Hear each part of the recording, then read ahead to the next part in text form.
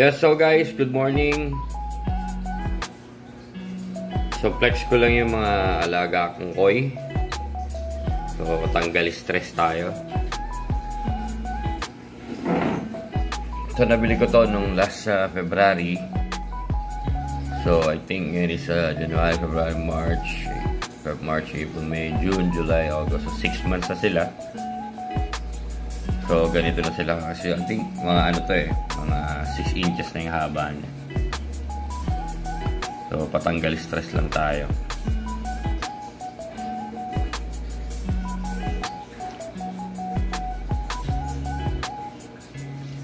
So doon nga sa comment nung last na binidyohan ko to, sabi dapat nasa pan.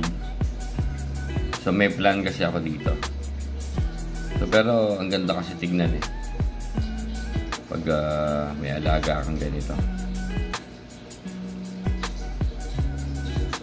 Nakakatanggal stress. Sa mga fish lover dyan, shoutout sa inyo lahat.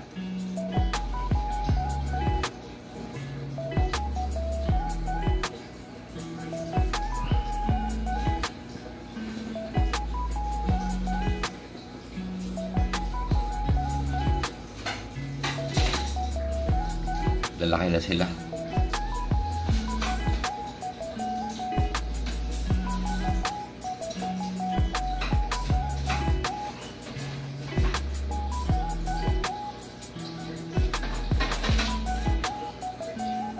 Nga pala 9 pieces lahat to.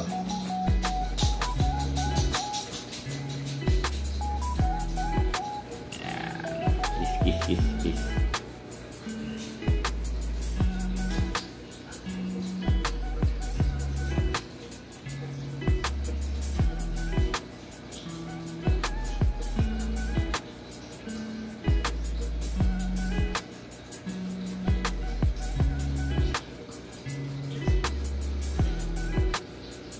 So, lalo na yung orange black na yan.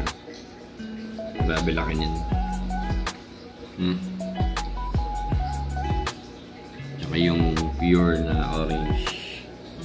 Ayan, laki niyan.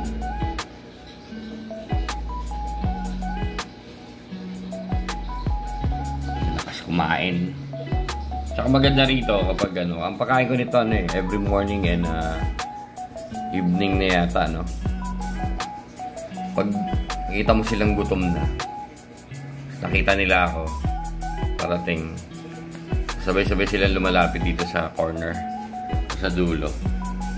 So, siyempre parang, isipin mo, gusto nilang kumain. So, talagang, masasabi silang, gutom na kami. So, yun lang muna guys. Maraming salamat ulit sa inyo lahat. Siyempre, don't forget to like and subscribe my channel. Magandang umaga ulit at God bless po sa inyong lahat.